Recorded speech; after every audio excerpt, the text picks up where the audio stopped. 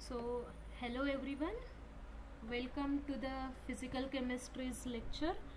आणि आज आपण बघणार आहोत डी ब्रॉग्लीज इक्वेशन म्हणजे काय. स्ट्रक्चर ऑफ ॲटम हा चॅप्टर आपला चालू आहे आणि पाठीमागच्या लेक्चरमध्ये म्हणजे फ्रायडेच्या लेक्चरमध्ये आपण बघितलं होतं की what are the demerits of Bohr's atomic theory. Bohr's atomic थेरीचे रिझल्ट्स आपण काही काही बघितले होते, खूप युजफुल रिझल्ट्स आहेत. But with that results Bohr's atomic थेरीचे काही काही ड्रॉबॅक्ससुद्धा आहेत आणि ते ड्रॉबॅक्स ते डिमेरिट्स आपण डिस्कस केले होते. And now today I am going to explain you what is mean by de Broglie's equation. de Broglie नाव तुम्हाला आता हे असं नाव वगैरे ऐकून थोडं वेगळं वाटेल, but yeah it's scientist name de Broglie's equation किंवा डी ब्रॉग्लीज थेरी. आता डी ब्रॉग्लीने काय सांगितलं बघा की मॅटरचं नेचर कसं आहे तर ड्युएल नेचर आहे. ओके, मॅटरचं नेचर हे ड्युएल नेचर आहे. ड्युएल नेचर म्हणजे काय तर दोन वेगवेगळे बिहेवियर्स मॅटरचे असणार आहे. Sometimes matter behaves as a particle आणि बट ऑब्वियसली मॅटर पार्टिकलसारखा बिहेव करणारच, कारण मॅटर म्हणजे काय, anything which has a mass and which occupies the space. अशी कुठलीही गोष्ट ज्या गोष्टीला मास असणार आहे आणि ती काय करणार आहे, स्पेस ऑक्युपाय करणार आहे, त्याला आपण मॅटर म्हणतोय. सो पार्टिकलला मास असतं, पार्टिकल काय करतं, स्पेससुद्धा ऑक्युपाय करतं, त्याच्यामुळे मॅटरचं बिहेवियर हे पार्टिकलसारखं असणार आहे. ह्यात काही न्यू नव्हतं, हे सगळ्यांना माहीत होतं की मॅटर उलट बनतं कशापासून, स्मॉल स्मॉल पार्टिकल्स टुगेदर येणार आणि त्याच्यापासून काय तयार होणार आहे, मॅटर तयार होणार आहे. फॉर एक्झाम्पल आता हा जो पीसी आहे, पीसीमध्ये पण स्मॉल स्मॉल पार्टिकल्स सगळे कंबाईन झालेत आणि मग तो एक पीसी तयार झालाय. किंवा कुठलीही अशी गोष्ट, सपोज बॉटल आहे किंवा तुम्हाला सपोज तुम्ही मिल्क पिता, त्या मिल्कमध्ये पण स्मॉल स्मॉल पार्टिकल्स ॲग्रिगेट झालेत. सो मॅटर कुणापासून तयार होतं तर composition of small small particles आहे. ओके, बट विथ दॅट त्यांनी काय सांगितलं, मॅटरचं बिहेवियर पार्टिकल आहेच आणि त्याचसोबत मॅटरचं बिहेवियर हे वेव्हसारखं सुद्धा आहे. And now it's a new thing की मॅटरचं बिहेवियर वेव्हसारखं सुद्धा आहे. मग डी ब्रॉग्लीजनी हेच सांगितलं की matter should exhibit a dual behaviour. Object, असा ऑब्जेक्ट ज्या ऑब्जेक्टला मास आहे, त्या ऑब्जेक्टची व्हेलोसिटी आहे, तर तो ऑब्जेक्ट कशासारखं बिहेव करणार आहे, पार्टिकल आणि वेव्हसारखा बिहेव करणार आहे. मग फॉर एक्झाम्पल आता बघा, आपण इलेक्ट्रॉनचं एक्झाम्पल घेतलं. कुठलं एक्झाम्पल घेतलं, इलेक्ट्रॉन. इलेक्ट्रॉन काय आहे तर एक पार्टिकल आहे, चार्ज पार्टिकल आहे. इलेक्ट्रॉनवर निगेटिव्ह चार्ज असतो. इलेक्ट्रॉनला मास सुद्धा आहे आणि इलेक्ट्रॉनची काय आहे, व्हेलोसिटी सुद्धा आहे. ओके, इलेक्ट्रॉनला व्हेलोसिटी सुद्धा असणार आहे. मग अशी कुठलीही गोष्ट जिला मास आहे, जिला व्हेलोसिटी आहे, त्या गोष्टीला काय म्हणणार आहोत आपण, तिचं बिहेवियर पार्टिकलसारखं ॲज वेल ॲज वेव्हसारखं असणार आहे. ओके, मग वेव्हसारखं जर बिहेवियर असेल तर तिला, इलेक्ट्रॉनला कुठल्या प्रॉपर्टीज अप्लाय होणार आहेत, वेव्हच्या प्रॉपर्टीज सुद्धा अप्लाय होणार आहेत. आणि वेव्हची सगळ्यात महत्त्वाची प्रॉपर्टी आहे वेव्हलेंथ. तुम्हाला जर आठवत असेल तर वेव्हलेंथ आपण डिस्कस केलं होतं. वेव्हलेंथ काय नोटेशन आहे वेव्हलेंथचं, कुणी सांगू शकेल का वेव्हलेंथचं नोटेशन काय आहे? Any one of you please. वेव्हलेंथचं notation, it is a very easy question बाळांनो, यू शुड नो दॅट. वेव्हलेंथचं काय नोटेशन आहे, कशा प्रकारे आपण वेव्हलेंथला नोट करत असतो, डिनोट कसं करतो वेव्हलेंथला, लॅम्बडा. कशाने, लॅम्बडाने आपण वेव्हलेंथला डिनोट करत असतो. ओके, विसरायचं नाही आहे, you have to give revision again and again. Okay, so मग आता डी ब्रॉग्लीजच्या इक्वेशनने काय केलं, वेव्हच्या प्रॉपर्टीज आणि मॅटरच्या प्रॉपर्टीज, पार्टिकलच्या प्रॉपर्टीज ह्यांच्यातलं कोरिलेशन सांगितलं. And according to de Broglie the wavelength of a particle having a mass m and which particle moves with velocity, त्यांचं इक्वेशन काय दिलं बघा, lambda is equal to h/mv.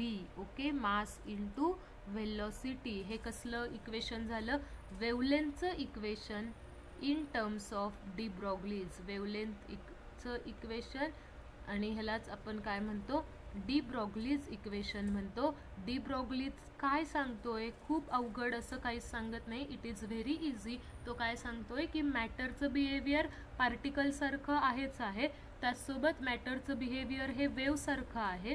मग वेव आहे म्हटल्यावर वेवलेंथ असणार आहे, आणि मॅटर आहे, पार्टिकल नेचर आहे, म्हणजेच पार्टिकलला मास असतं, पार्टिकलला व्हेलोसिटी असतं. मग ह्या तिघांमधलं रिलेशन काय असेल तर ते मी सांगतो. आणि त्यांनी काय दिलं, मग स्वतःचं डी ब्रॉग्लीज इक्वेशन दिलेलं आहे. काय आहे मग डी ब्रॉग्लीज इक्वेशन, हे तुम्हाला लक्षातच ठेवायचं आहे, which is a very very important. Wavelength is equal to h/mv. आता नाव what is mean by h, any one of you knows that. h म्हणजे काय, प्लँक्स कॉन्स्टंट. ओके, एचला आपण काय म्हणतो, प्लँक्स कॉन्स्टंट म्हणतो. ह्याच्या आधीही आपण एच यूज केलेला आहे. H is equal to Planck's constant. What is the value of H, H Planck's कॉन्स्टंटची व्हॅल्यू काय असते मग, 6.626 इंटू 10⁻⁻34 अँड युनिट काय असणार आहे, जूल सेकंद असणार आहे. ओके, त्याच्यानंतर मास m म्हणजे काय, mass of a particle, mass of particle. मासचं SI युनिट काय असणार आहे, मासचं SI युनिट असणार आहे kg. Okay, and v is nothing but velocity of particle,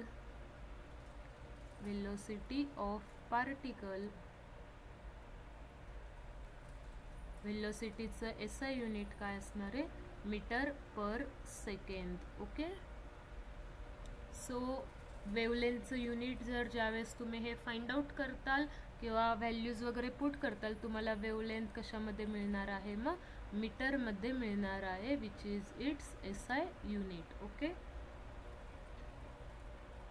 कसं मीटरमध्ये बघा, आता वेवलेंथचा फॉर्म्युला मी पुन्हा लिहिते, वाटलंच तर युनिट तुम्हाला फाइंड आउट करून दाखवते. Wavelength is equal to h/mv. Okay, now we will put the units. h is Planck कॉन्स्टंटचं युनिट असतं जूल सेकंड. मासचं युनिट आहे kg, मासचं युनिट आहे बाळांनो kg. वेलोसिटीचं युनिट आहे मीटर पर सेकंड.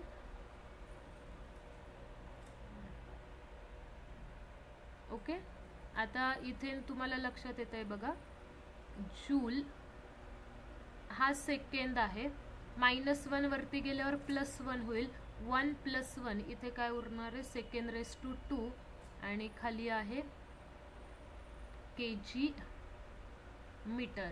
ओके, आता बघा काय जादू होतीये किंवा काय लक्षात ठेवायचं आहे तुम्हाला, 1 joule is equal to kg metre square per second square. Okay, काय युनिट मिळालं तुम्हाला, 1 joule.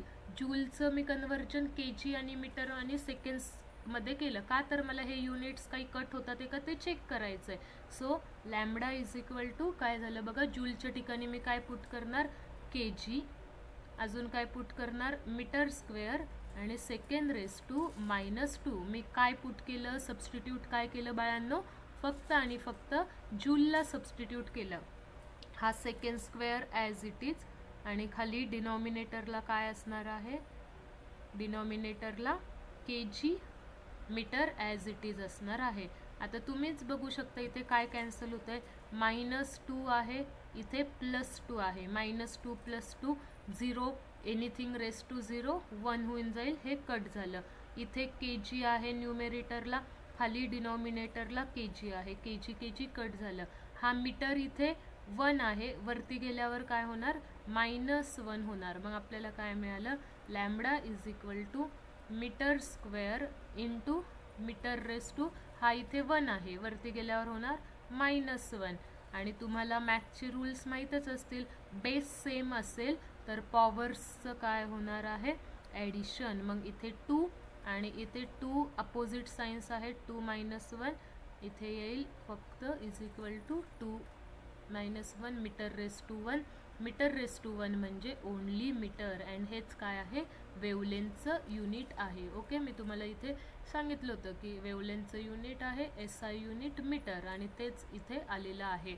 So what you have to remember, तुम्हाला एवढं सगळं लक्षात ठेवायचं आहे का? तर नाही, मी जस्ट तुम्हाला नॉलेज पर्पजसाठी सांगितलं आणि you have to know it. Okay, तुम्हाला हे माहीत असलं पाहिजे की मीटर हे युनिट कसं आलं, जूलला आपण सबस्टिट्यूट केलं, जूलचं हे युनिट कसं आलं kg metre square per second. Now it's your homework, तुमचा हा होमवर्क आहे की joule is equal to kg metre square per second square हे कुठून आलं हे तुम्हाला शोधून काढायचं आहे. जर तुम्हाला शोधता आलं तर वेल अँड गुड, आणि जर तुम्हाला नाही समजलं की हे युनिट कुठून आलंय तर मी तुम्हाला एक्स्ट्रा कधीतरी एखाद्या लेक्चरला हे समजून सांगेल की मी 1 joule is equal to kg metre square second raise to -2 असं का पुट केलेलं आहे, किंवा ते का दोघं इक्वल आहेत.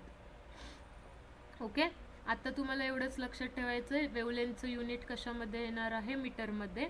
बघा, मेन थिंग मास कशामध्ये दिलेला असणार आहे, तुम्हाला मास दिलेला असणार आहे kg मध्ये,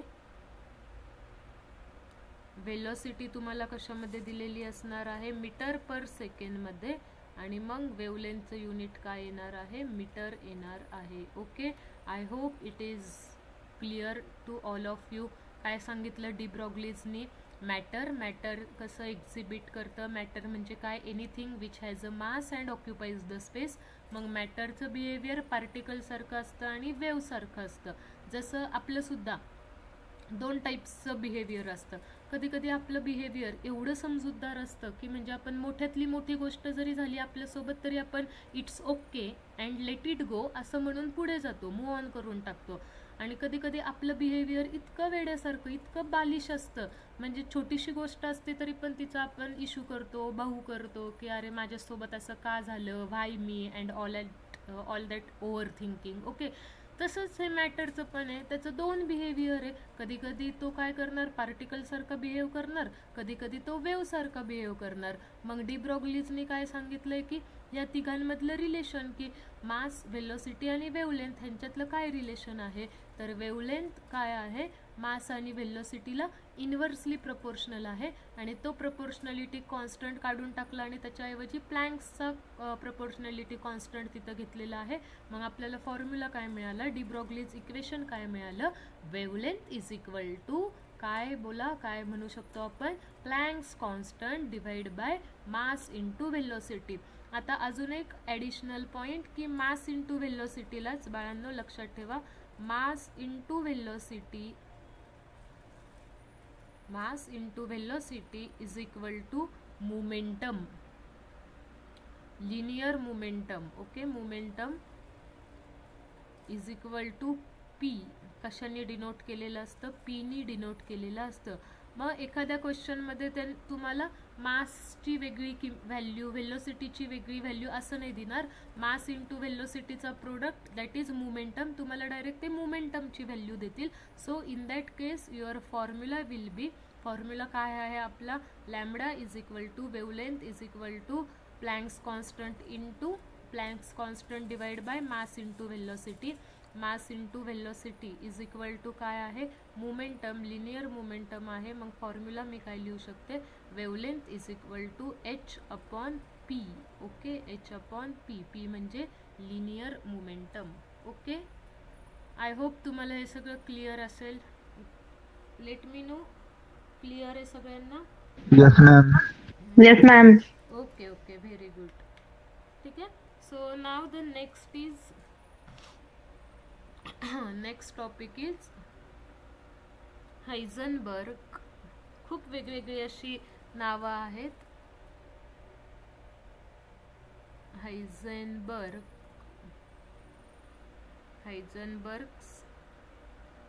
अनसर्टनिटी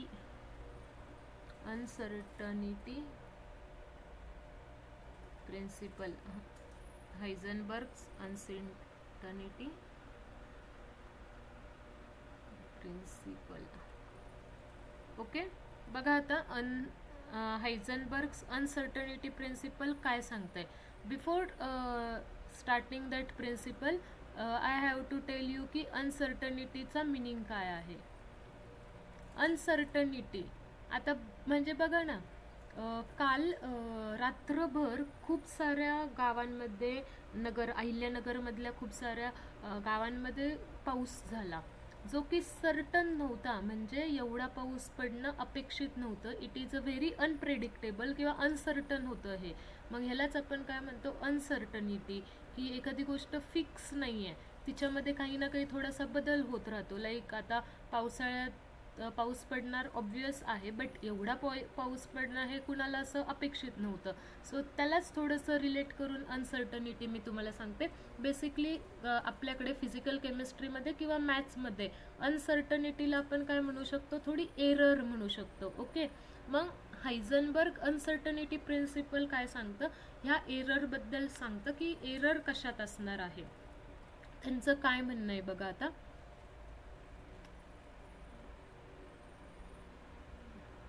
इथे सेंटरला आहे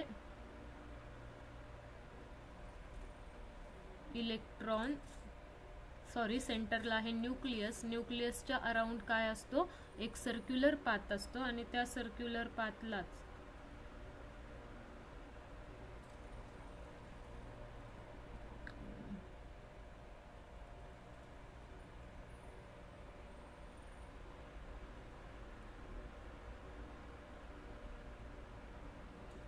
सेंटरला आहे सर्कल न्यूक्लियस आणि ह्या न्यूक्लियसच्या अराउंड एक सर्क्युलर पाथ आहे.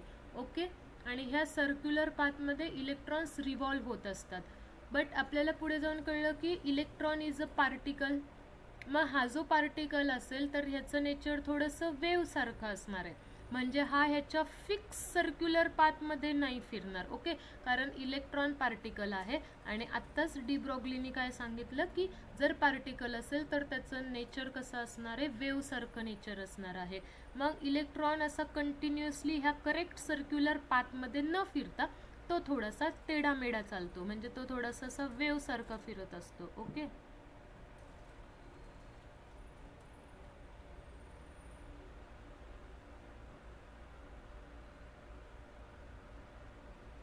ओके, म्हणजे इलेक्ट्रॉन एक्झॅक्ट सर्क्युलर पाथमध्ये फिरत नाही. It's like a wave nature त्याचं असणार आहे. मग अनसर्टनिटी प्रिन्सिपल तेच सांगतं की सायमल्टेनियसली म्हणजे काय सांगता येईल का. सायमल्टेनियसली म्हणजे सोबत, एकाच वेळेस. काय म्हणू शकतो आपण त्यांना, एकाच वेळेस. कधी कधी आपल्या घरातले म्हणतात ना, सायमल्टेनियसली स्टडी कसं काय करू शकतो, मोबाईल पण यूज करतोय, स्टडी पण करतोय, असं कसं चालू शकतं. एकाच वेळेस मोबाईल यूज करतोय, एकाच वेळेस आपण त्याच वेळेस जर आपण स्टडी केला तर काही होऊ शकत नाही. धड आपण मोबाईलमधलं पण एन्जॉय करू नाही शकत आणि स्टडीतल्या कन्सेप्ट पण काय होऊ शकत नाहीत, क्लिअर होऊ शकत नाही. सो स्टडी कधीच करत असाल तुम्ही, स्टडी ज्यावेळेस करत असताल त्यावेळेस फक्त स्टडी करायचं, स्टडीच्या सोबत सायमल्टेनियसली दुसरं काहीच करायचं नाही. ओके, सो आपण होतो सायमल्टेनियसली म्हणजे एकाच वेळेस. मग हायझनबर्ग अनसर्टनिटी प्रिन्सिपल हेच सांगतं की तुम्ही सायमल्टेनियसली इलेक्ट्रॉनची पोझिशन फाइंड आउट नाही करू शकत. आता सपोज आपल्याला हे डिस्टन्स माहिती आहे, ह्याला आपण काय म्हणत असतो, ॲटॉमिक रेडियस म्हणत असतो. न्यूक्लियसपासून आउटरमोस्ट शेलचं जे काही डिस्टन्स असणार आहे त्याला आपण रेडियस म्हणत असतो. आपल्याला असं वाटतं इलेक्ट्रॉन इथे प्रेझेंट असेल, बट भाई साहब इलेक्ट्रॉन का नेचर कैसे होता है, वेव नेचर होता है. त्यामुळे इथे इलेक्ट्रॉन नसतो. इलेक्ट्रॉन कुठे असणार आहे, पुढे असणार आहे. ठीक आहे, इलेक्ट्रॉन इथे असणार आहे.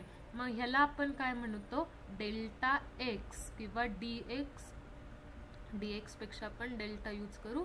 डी एक्स म्हणजे काय, मग इलेक्ट्रॉनच्या पोझिशनमधली एरर, इलेक्ट्रॉनच्या पोझिशनमधली एरर.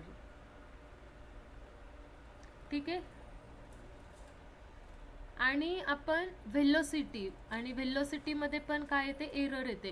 कारण बघा ना, इलेक्ट्रॉन इथे असेल तर इथे जाताना त्याची व्हेलोसिटी कमी होणार आहे, कारण अपवर्ड डायरेक्शनमध्ये इलेक्ट्रॉन जातोय, आणि अपवर्ड डायरेक्शनमध्ये जर जात असेल तर व्हेलोसिटी कमी होणार आहे.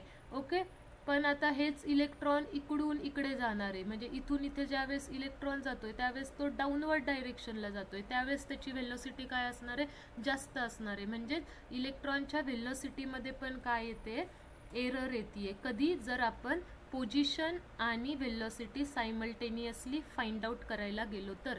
एकाच वेळेस आपल्याला पोझिशन पण फाइंड आउट करायची आहे आणि इलेक्ट्रॉनची व्हेलोसिटी पण फाइंड आउट करायची आहे. तर एकाच वेळेस आपण ह्या दोन गोष्टी मेजर करायला गेलो तर ह्या दोन्ही गोष्टींमध्ये काय येणार आहे, अनसर्टनिटी म्हणजेच एरर येणार आहे. याचाच मिनिंग काय, जसं मोबाईल बघणं आणि अभ्यास एकत्र करणं पॉसिबल नाही आहे, एकत्र होऊच शकत नाही. मोबाईल पण पाहायचा आहे आणि अभ्यास पण करायचा आहे, नो नो नो, सायमल्टेनियसली ह्या दोन गोष्टी होऊच शकत नाही. सिमिलरली सायमल्टेनियसली इलेक्ट्रॉनची पोझिशन फाइंड आउट करणं आणि इलेक्ट्रॉनची व्हेलोसिटी फाइंड आउट करणं not possible. We can not determine simultaneously position of electron and velocity of electron. Okay. ह्यालाच आपण काय म्हणतोय मग, हायझनबर्ग अनसर्टनिटी प्रिन्सिपल. अनसर्टनिटीचा मिनिंग एरर. एरर कशाने दाखवतात तर डेल्टा ह्या साईनने एरर आपण दाखवत असतो. मग कशामध्ये एरर येतोय, इलेक्ट्रॉनच्या पोझिशनमध्ये आणि इलेक्ट्रॉनच्या व्हेलोसिटीमध्ये. कधी एरर येतोय, जर आपण त्या सायमल्टेनियसली फाइंड आउट करायला गेलो तर. सायमल्टेनियसली आपण ह्या दोन प्रॉपर्टीज फाइंड आउट करायला गेलो तर ह्या प्रॉपर्टीजमध्ये काय येणार आहे, एरर येणार आहे. आय होप तुम्हाला प्रिन्सिपल कळालं असेल. बट आपल्यासाठी अजून एक इम्पॉर्टंट गोष्ट आहे की काय करणं, हे प्रिन्सिपलचं स्टेटमेंट आपल्याला ॲज इट इज लक्षात ठेवायचं आहे. म्हणजे the most important question for your theory exam. तुमच्या थेरीच्या पेपरला हा क्वेश्चन येणारच. State Heisenberg uncertainty principle. Okay. मग काय स्टेटमेंट आहे बघा, तुम्हाला प्रिन्सिपल कळालं आहे, सो आय एम शुअर की तुम्हाला स्टेटमेंट इझिली लर्न होऊन जाईल. म्हणजे तुम्हाला रट्टा पण मारायची गरज नाही लागणार. काय सांगितलं मॅमनी, जसं मोबाईल यूज करणं आणि स्टडी एकाच वेळेस होऊ शकत नाही, त्याच पद्धतीने इलेक्ट्रॉनची पोझिशन आणि व्हेलोसिटी फाइंड आउट आपण एकाच वेळेस नाही करू शकत. It is very impossible. इलेक्ट्रॉनची पोझिशन पण फाइंड आउट करायची आणि व्हेलोसिटी पण फाइंड आउट करायची आहे. ओके. त्याच्यामध्ये काय येते, एरर येते, अनसर्टनिटी येते. ओके. मग बघा, इट स्टेट दॅट, मी स्टेटमेंट लिहिते, it state that it is impossible. क्या इम्पॉसिबल है, it is impossible, it is impossible to determine. डिटरमाइनचा मिनिंगच काय होतो, टू फाइंड आउट. ओके. काहीतरी शोधणं. It is impossible to determine simultaneously, which is a very very important word. Simultaneously,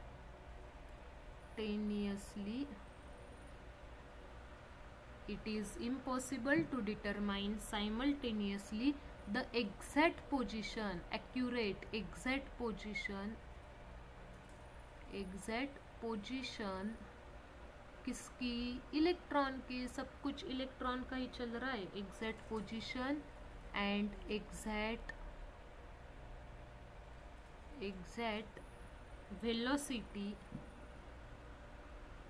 velocity in bracket momentum. Momentum का म्हटलंय हे मी तुम्हाला जस्ट अ सेकंडमध्ये सांगते. एकदा आपलं प्रिन्सिपल लिहून झालं की it is impossible to determine simultaneously the exact position and exact velocity of an electron. Electron इतना जल्दी भागता है, इतनी उसकी वेलोसिटी होती है कि हम ऐसे उसकी इजीली वेलोसिटी फाइंड आउट नहीं कर सकते. Exact velocity end exact position. मतलब अभी आपने देखा होगा, म्हणजे बघा काही काही लहान बच्चे असतात, एवढे म्हणजे एवढे ना खतरनाक असतात ना, मला कधी कधी खूप असं हसायलाच येतं की आमच्या कॉलनीत आहेत ना 2-3 जण, ते त्यांची आई त्यांना शोधतच असती, म्हणजे सारखी ह्या कॉलनीतून त्या कॉलनीत, त्या कॉलनीतून त्या कॉलनीत, दिवसभर मस्त त्यांना काही काम नसतं, त्याच्यामुळे ते खूप खेळत असतात. सो त्यांची व्हेलोसिटी एवढी जास्त असती ना, एका पोझिशनवर ते टिकतच नाहीत.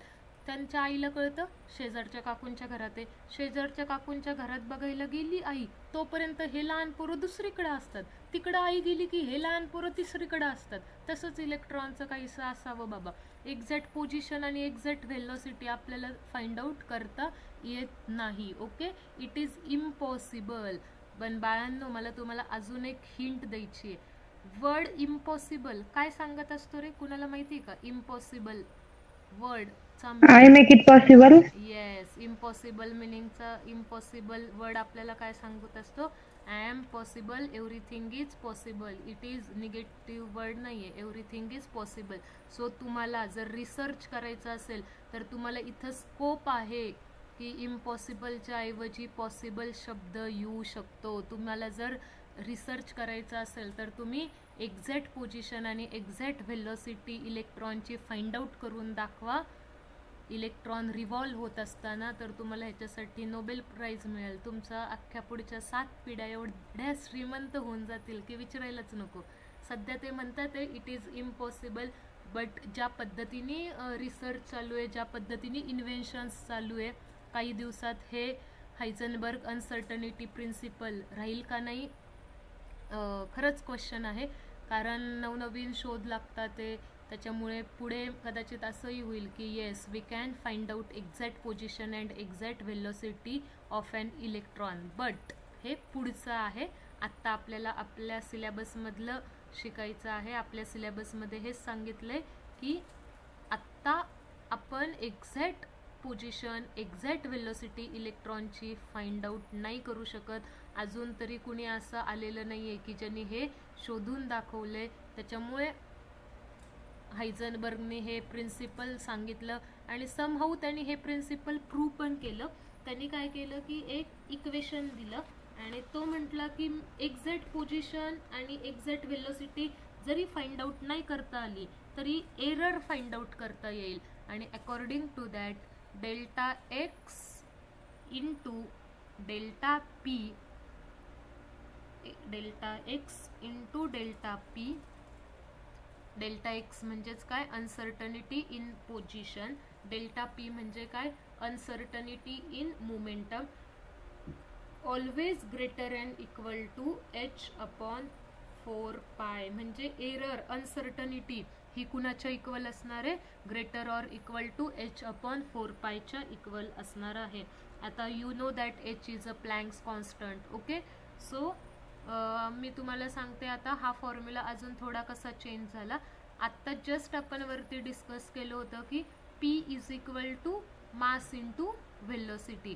लिनियर मोमेंटम म्हणजेच काय असतं? लिनियर मोमेंटम किंवा मोमेंटमचाच फॉर्म्युला काय असतो? मास इंटू व्हेलोसिटी. आता मला सांगा, इलेक्ट्रॉन्सचं मास व्हॅरी होत नाही. आता इलेक्ट्रॉन ते लहान मुलं बघा, ह्या घरातून त्या घरात, त्या घरातून चौथ्या घरात, तिसऱ्या घरात, दुसऱ्या घरात असे सारखे फिरत राहतात. पण असं होतं का त्या लहान मुलांचं मास चेंज झालं, वजन चेंज झालं? नाही. खेळायला जाण्यापूर्वी किंवा कॉलनीत भटकण्यासाठी गेले होते ते, तेव्हा त्यांचं जे मास होतं तेच परत घरी आल्यावर पण त्यांचं मास राहणार आहे. तसंच इलेक्ट्रॉन्सचं आहे, मास चेंज होत नाही. मग delta p is equal to आपण काय लिहितो? मासला बाहेर काढतो. काय चेंज होत राहते? इलेक्ट्रॉन्सची व्हेलोसिटी चेंज होत राहते. मग आपण काय करणार? ह्या इक्वेशनमध्ये डेल्टा पी ची व्हॅल्यू पुट करणार. आपल्याला इक्वेशन काय मिळेल? मग delta x into delta p म्हणजेच काय? Mass into delta v. Mass into delta v is greater or equal to H upon 4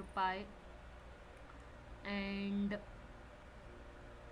delta x into delta v is greater or equal to H upon 4 m. Okay, हा जो M इथे मल्टिप्लिकेशनमध्ये इकडच्या साईडला आल्यावर काय होणार? डिवाइड होणार आहे. ओके, तर तुम्हाला आता मग हा पण एक फॉर्म्युला लक्षात ठेवायचा आहे.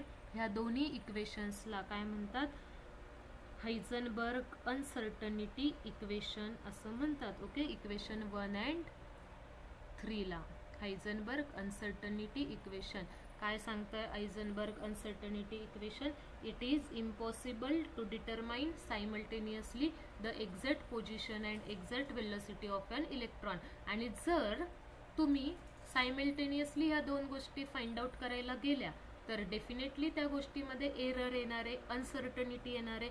तुम्ही एक्झॅक्टली ॲक्युरेटली सांगूच शकत नाहीत. आणि ती जी एरर आहे ती एरर कशापेक्षा ग्रेटर आणि इक्वल असणार आहे, तर uncertainty in position into uncertainty in momentum is always greater and equal to h/4π. Okay, so clear आहे इथपर्यंत सगळ्यांना. We are going to solve a question. So let me know की clear आहे का. Yes ma'am. Okay okay. So आज तुम्हाला homework असेल की हायझनबर्ग अनसर्टनिटी प्रिन्सिपलचं स्टेटमेंट, हे स्टेटमेंट बाळांनो किती टाइम्स लिहायचं आहे तुम्हाला, 2 टाइम्स लिहायचं आहे. का, कारण प्लीज रिमेंबर हा 1 मार्कला क्वेश्चन येतो. आणि तुम्हाला माहिती का 1 मार्कचे जे क्वेश्चन्स असतात ना ते सहजासहजी सगळ्यांना नाही जमत, कारण 1 मार्कचे क्वेश्चन त्यांनी खूप असे नाही का विचार करून वगैरे टाकलेले असतात. त्याच्यामुळं 1 मार्कचे क्वेश्चन्स आपल्यासाठी इम्पॉर्टंट असतात. किती मार्कला येईल, write down the statement of uncertainty principle. तर 1 मार्कला हा क्वेश्चन येईल. एवढं स्टेटमेंट तुम्हाला लिहायचं आहे. तुम्हाला 1 मार्क आरामात मिळून जाईल. आणि काहीच डिफिकल्ट नाही आहे, किती सोपं आहे. काय सांगितलं आहे की इम्पॉसिबल आहे. काय इम्पॉसिबल आहे, एक्झॅक्ट पोझिशन आणि एक्झॅक्ट वेलोसिटी फाइंड आउट करणं. कुणाची सगळा अट्टहास कुणासाठी चालला आहे, इलेक्ट्रॉनसाठी. आपण इलेक्ट्रॉनच्या पाठीमागं लागलोय, आपल्याला इलेक्ट्रॉनची प्रत्येक गोष्ट माहीत पाहिजे. मग आपल्याला काय कळलं, इलेक्ट्रॉनची एक्झॅक्ट पोझिशन आणि एक्झॅक्ट वेलोसिटी आपण सायमल्टेनियसली एकाच वेळेस फाइंड आउट करू शकत नाही. एवढं साधं सिंपल प्रिन्सिपल आहे. सो तुम्ही 2 टाइम्स जरी लिहिलं तरी ते तुमचं लर्न होऊन जाईल. आणि मला असं वाटतं की ते तुमचं लर्न झालं पाहिजे. पेपरला तुम्हाला छान छान मार्क्स मिळाले पाहिजे. कारण आपण एवढं सगळं कशासाठी करतोय, फक्त आणि फक्त मार्क्ससाठी. तुम्ही म्हणताल म्हणजे मॅम तुम्ही ह्या नेचरच्या आहेत वाटतं की marks are important. No, I am not that type of girl की जी फक्त आणि फक्त मार्क्सलाच इम्पॉर्टन्स देते. बेसिकली 2 गोष्टी असतात, marks and human nature. As a person म्हणून तुम्ही लाईफमध्ये कसे बनताय ते सुद्धा खूप महत्त्वाचं आहे. मार्क्स का इम्पॉर्टंट आहेत, कारण 12वी नंतर तुम्हाला जर पुढे जायचं असेल तर पुढे घेऊन जाणारी सध्या मार्क्स ही गोष्ट आहे. आणि 12th नंतर मग एकदा का तुम्ही तुमच्या स्ट्रीममध्ये गेलात, म्हणजे सपोज काही जण इंजिनिअरिंगला जातील, काही जण डॉक्टर होतील, काही जण माझ्यासारखं काय करतील, BSc MSc करतील. ओके, आणि टीचिंगमध्ये जातील. सो 12th नंतर काय इम्पॉर्टंट असतं बघा, 12th नंतर इम्पॉर्टंट असणारे स्किल अँड नॉलेज. ओके, म्हणजे ज्यावेळेस तुम्ही इंजिनिअरिंग 70% घेऊन पासआउट झालात का, इंजिनिअरिंगला तुम्हाला 98% पडले का, तुम्हाला इंजिनिअरला 60% पडले, हे इम्पॉर्टंट नसणार आहे. इंजिनिअरिंगला तुम्ही असताना तुमच्याकडं किती स्किल आहे, तुमच्याकडं किती नॉलेज आहे हे तुमचं चेक होणार आहे. पण कमीत कमी आपल्याला इंजिनिअरिंग ब्रांच मिळण्यासाठी, इंजिनिअरिंगला ॲडमिशन मिळण्यासाठी मग सध्या आपल्यासाठी मार्क्स इम्पॉर्टंट आहेत. दोन्ही गोष्टी असतात, marks plus skill and knowledge. आत्ता तुमच्या ह्या एजसाठी मी म्हणेल मार्क्स इम्पॉर्टंट आहेत.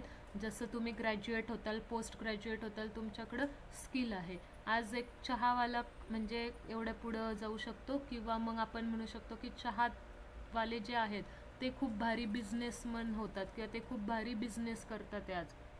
का बरं, कारण त्यांनी एक युनिक चहा बनवला, एक स्किल आहे ते चहा बनवणं. पण म्हणजे येवले चहा म्हणूयात, मी असं ब्रँड नाही करत आहे कुठल्या चहाचं, ॲडव्हर्टाईज नाही करत आहे, पण आज येवले चहावाल्यांची एवढ्या शाखा झाल्या का, तर काहीतरी त्यांच्याकडं युनिक होतं, ते स्किल होतं चहा बनवण्याचं.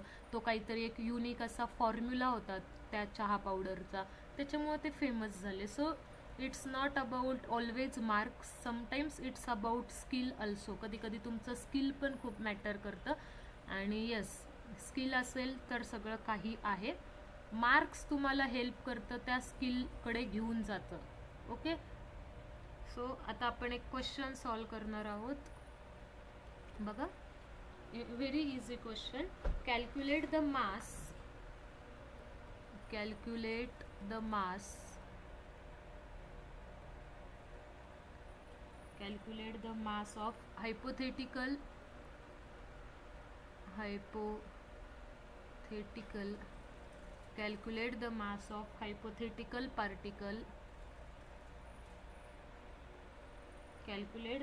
of hypothetical particle having wavelength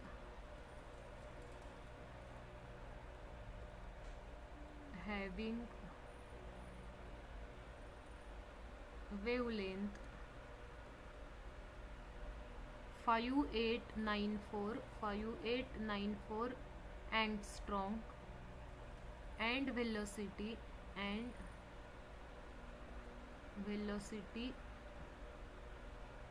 1.0 into 10⁸ metre per second. Okay, ठीक आहे. 2 मार्क्सला हा क्वेश्चन येऊ शकतो. सो एवढे मोठे मोठे आकडे वगैरे बघून तुम्हाला थोडं लोड आलं असेल तर लोड लेने का नहीं और किसी को कभी देने का भी नहीं. ठीक आहे, असं म्हटलं जातं ना, खूप कूल बनतं आजकालची पिढी की नाही का. आपण लोड घेत नसतो, आपण लोड देत असतो. पण बाळांनो, नेहमी लक्षात ठेवा, आपले कर्म चांगले ठेवायचे. आपल्यामुळं कुणाला त्रास झाला पण नाही पाहिजे. ओके, कुणामुळं आपल्या स्वतःला पण त्रास होऊ द्यायचा नाही. इग्नोर करायला शिकायच्या काही गोष्टी, आणि आपल्यामुळं पण कुणाला त्रास नाही झाला पाहिजे. Okay, back to the question. आपल्याला काय विचारलं? Calculate the mass. मास का सिंबल होता है एम. हमें एम फाइंड आउट करना है, बड़ा क्वेश्चन मार्क. ओके, काय दिलंय तुम्हाला? वेवलेंथ दिलेली आहे. Wavelength is equal to 5894. Okay, angstrom हे काय असतं मॅडम? आम्हाला ABCD माहीत होतं. एच्या डोक्यावर 0 आलं की त्याला आपण अँगस्ट्रॉंग म्हणतो. युनिट आहे ते, त्या युनिटला आपल्याला कन्वर्ट करायचं आहे मीटरमध्ये. मग आपल्याला माहीत पाहिजे 5894 1 अँगस्ट्रॉंग. बघा, मी इथं लिहून ठेवते. 1 angstrom is equal to 10⁻⁻10 metre. Okay, काय आहे? 10⁻⁻10 मीटर. ठीक आहे, मग काय होईल? 10⁻⁻10 मीटर होईल. ठीक आहे, आपण पहिल्यांदाच युनिट कन्वर्जन करून टाकलं, सो दॅट इझी होईल आपल्याला. व्हेलोसिटी दिली आहे 1.0 इंटू 10⁸ मीटर पर सेकंड. ठीक आहे, मग आता हे सगळं बघितल्यावर माझ्या डोक्यामध्ये एक ट्यूब पेटते. मला एक फॉर्म्युला आठवतो. ओके, कुठला फॉर्म्युला आठवतो मला? हा formula, wavelength is equal to H/mv.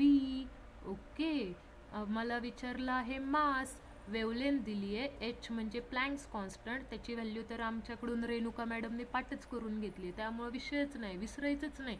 काही गोष्टी ना झोपेत विचारल्या तरी आल्या पाहिजे, अशा ह्या गोष्टी असतात. ओके, म्हणजे झोपेत तुम्हाला जर वेगळे स्वप्न पडत असतील तर बाळांनो आत्ताच जागे व्हा. तुम्हाला झोपेत हे स्वप्न पडले पाहिजे, Hची व्हॅल्यू डोळ्यासमोर आली पाहिजे, 1 मोलची व्हॅल्यू डोळ्यासमोर आली पाहिजे, मास ऑफ इलेक्ट्रॉनची व्हॅल्यू डोळ्यासमोर आली पाहिजे.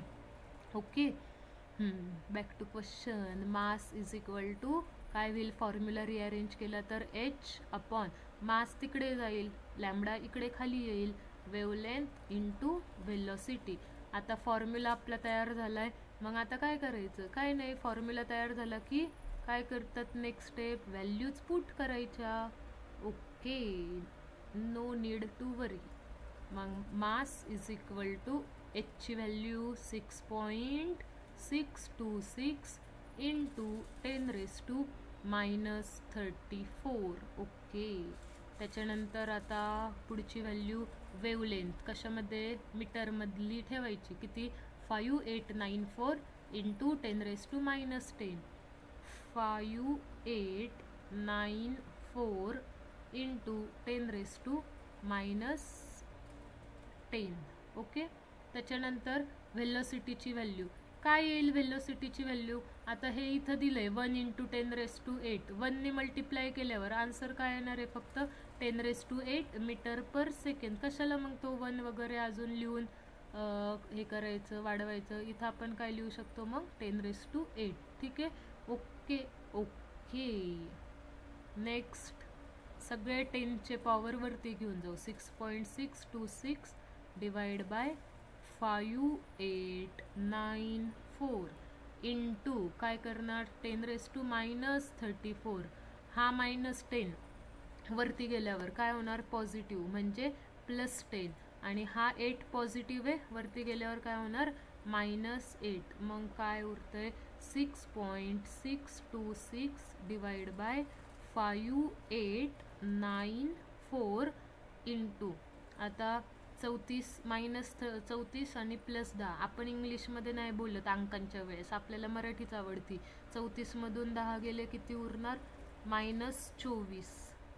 ठीक आहे, 24. आणि हे किती? -8. मग आता किती उरेल? 6.626 डिवाइड बाय 5894 इंटू 24 आणि 4 28. 28 आणि 29 30 31 32 -32. ओके.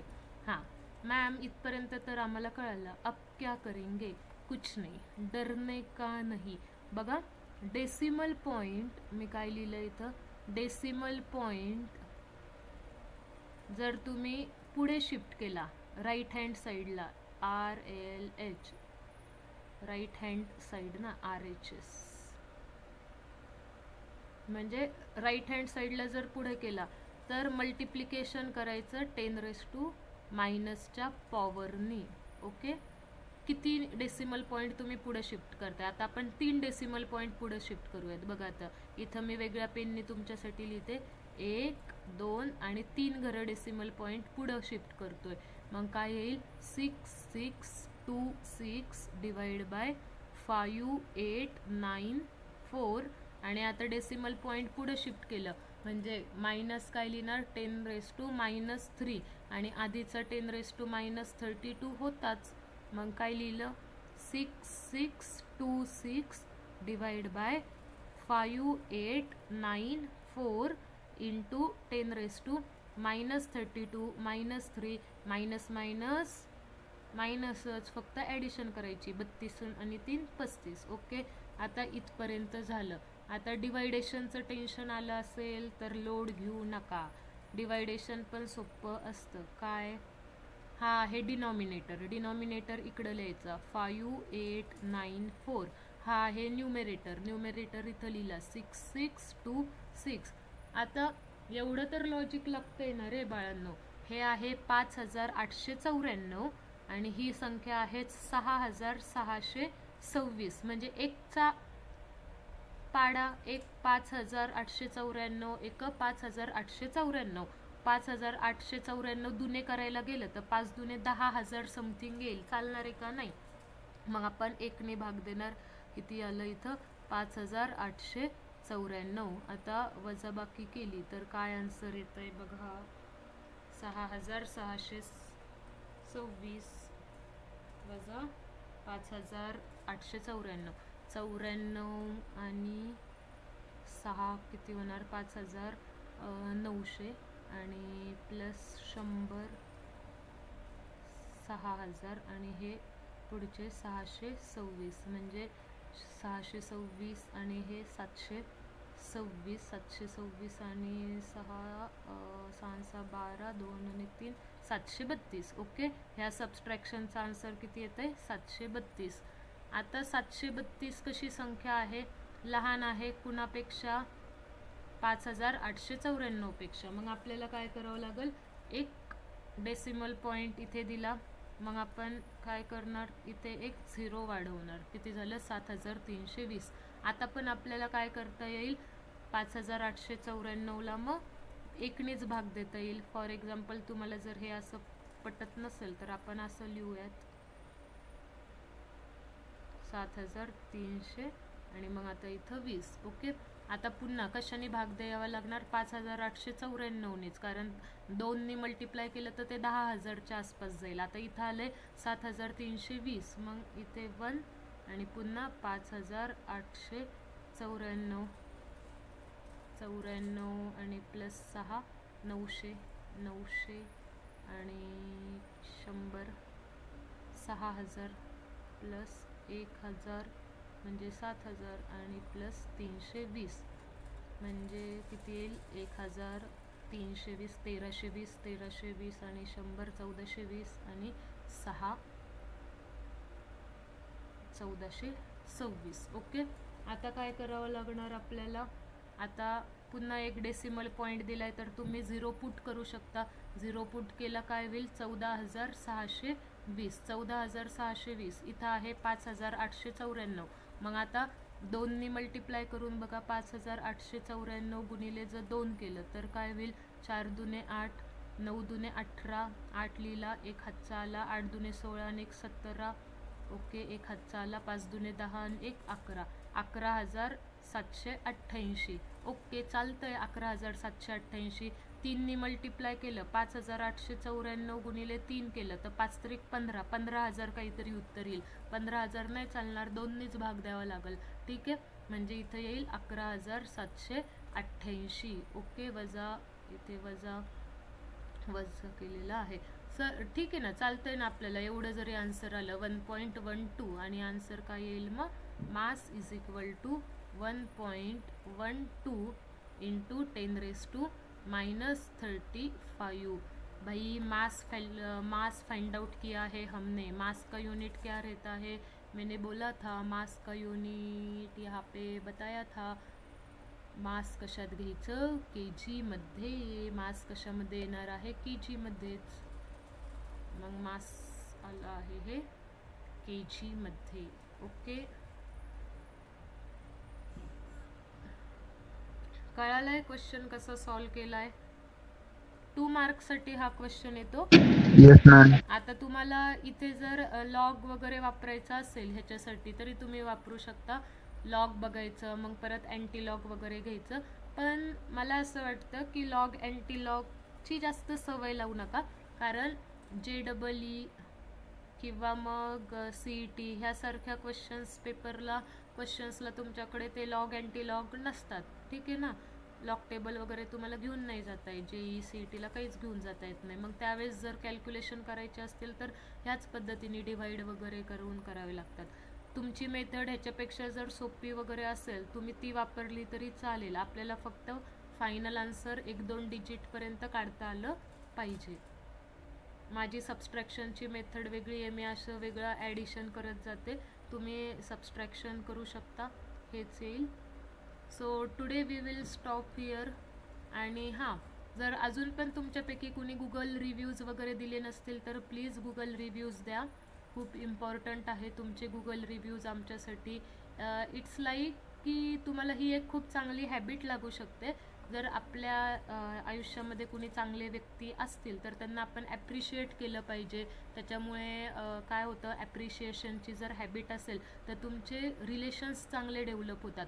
तुमची आई जर तिने एखाद्या दिवशी छान भाजी बनवली तर तिलाच आवर्जून सांगा, आई आज एकदम भारी जेवण बनवलं आहे सर, आजची भाजी 1 नंबर झाली. किंवा जर एखाद्या रविवारी आईने तुमच्यासाठी वेगळं काहीतरी खायला बनवलं, किंवा एखाद्या दिवशी तुमच्या बाबांनी तुमच्यासाठी काही आणलं, कुणीही असू द्या, तुम्ही ॲप्रिशिएट करत चला.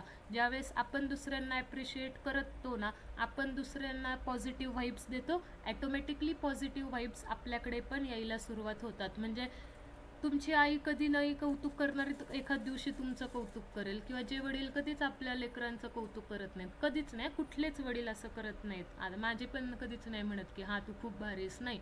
पण त्यांना ते माहीत असतं, पण ते फक्त बोलून आपल्याला खूप असं म्हणजे हरभऱ्याच्या झाडावर नाही चढवत. आपले वडील कधीच कौतुक करत नाहीत, पण एखाद दिवशी ना ते पण कौतुक करू शकतात. मग त्यावेळेस आपल्याला खूप भारी वाटतं. पण हेच असतं की तुम्ही ॲप्रिशिएट केलं तर तुम्हालाही ॲप्रिशिएशन मिळतं. सक्सेस सायन्स अकॅडमी तुमच्यासाठी खूप छान छान एफर्ट्स घेते आहे. तर अवश्य आम्हाला गुगलवर रिव्ह्यूज द्या. तुमच्या रिव्ह्यूजमुळे आज 5-6 जण आपल्या ऑनलाईनच्या बॅचमध्ये आहेत. पुढच्या वर्षी ही बॅच 25ची होईल, 50ची होईल. तुमच्यासारख्या तुमच्याच मित्रांपर्यंत चांगल्या ह्या गोष्टी पोचतील. आणि हेच असतं. तुम्ही तो थँक्यू मूवी बघितला असेल ना, की थँक्यू नाही, त्याचं नाव वेगळं आहे, पण त्याच्यात तो मोटो तोच आहे की थँक्यू नको म्हणूस, अजून 3 जणांना मदत कर. त्या मूवीचं नाव नाही मला आठवत आहे, बट असेच. ठीक आहे, चलो we will stop here. Thank you for connecting with me.